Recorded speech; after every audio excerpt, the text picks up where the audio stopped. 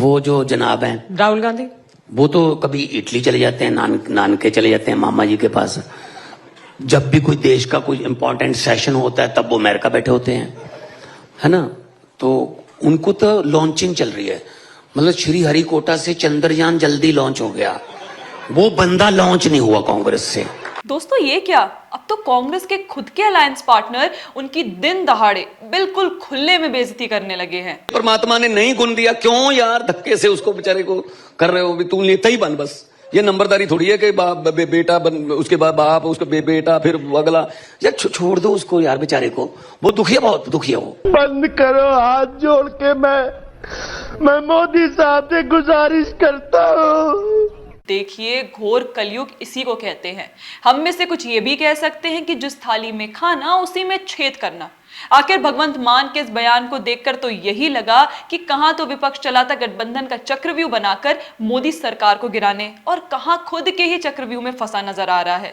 हाँ, ये है कि ममता को राहुल पसंद नहीं, राहुल को ममता पसंद नहीं, पवार को राहुल पसंद नहीं, राहुल को केजरीवाल पसंद नहीं, उद्धव को पवार पसंद नहीं, और तो और भगवंत मान को भी राहुल पसंद नहीं। माने कुल मिलाकर इंडी गठबंधन रेत का घर लग रहा है। और सबसे दिलचस्प बात तो यह है कि अब पार्टी के अध्यक्ष नहीं बल्कि छोटे नेता भी कांग्रेस के शहजादे का मजाक उड़ा रहे हैं। या कहीं ऐसा तो नहीं कि भगवंत मान ने एक तीर से दो शिकार कर लिया है। अपने बयान से उन्होंने राहुल गांधी को तो नकारा बताया ही, पर इसी के साथ उन्होंने यह साबित करने की कोशिश की है कि वे ही इस समय आम आदमी पार्टी के सबसे बड़े नेता है। आप पूछ सकते हैं कि हम ऐसा किस आधार पर कह रहे हैं, तो उसका जवाब ये है कि देखिए, इंडी गठबंधन में अभी तक राहुल गांधी को नेता ना मानने वाले सभी लोग अपनी अपनी पार्टी के सबसे बड़े नेता रहे हैं, फिर वो चाहे ममता बनर्जी हो या शरद पवार। तो कायदे से देखा जाए तो अगर आम आदमी पार्टी से राहुल गांधी का मजाक उड़ाने लायक तो अरविंद केजरीवाल थे, पर उनकी जगह ये काम अगर भगवंत मान कर रहे हैं तो यह सवाल तो उठेगा कि मान आम आदमी पार्टी में क्या खुद को सबसे बड़ा नेता मानने लगे हैं।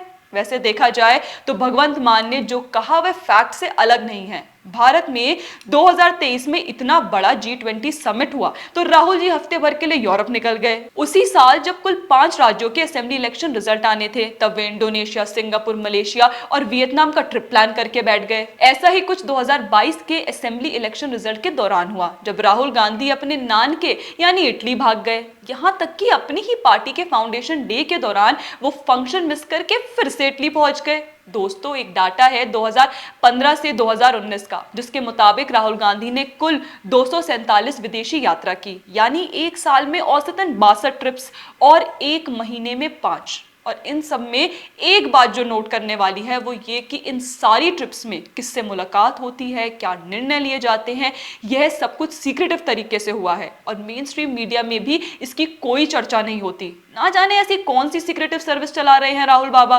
और शायद इसलिए इलेक्शन हारने में ऑलमोस्ट सेंचुरी बनाने के बाद कांग्रेस के खुद के गठबंधन के साथियों ने उन्हें सीरियसली लेना ही बंद कर दिया।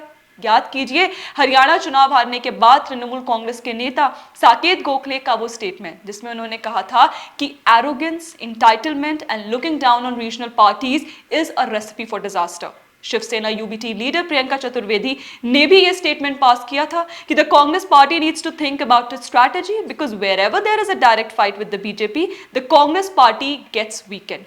और यही नहीं, आम आदमी पार्टी के नेता राघव चड्ढा ने तो कांग्रेस पर निशाना साधते हुए ये तक बोल दिया था कि if you had cared about my wishes it would have been a different matter, if you had taken care of our desires it would have been a different evening, today he too must be regretting leaving me, if we had worked together it would have been something else.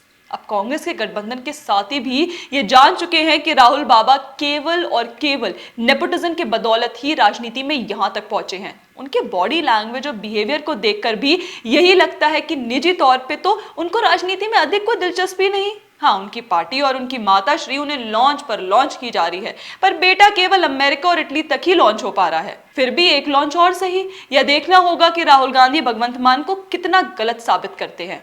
अगर आपको हमारा content पसंद आए तो हमें like, share और subscribe जरूर कर ले। धन्यवाद।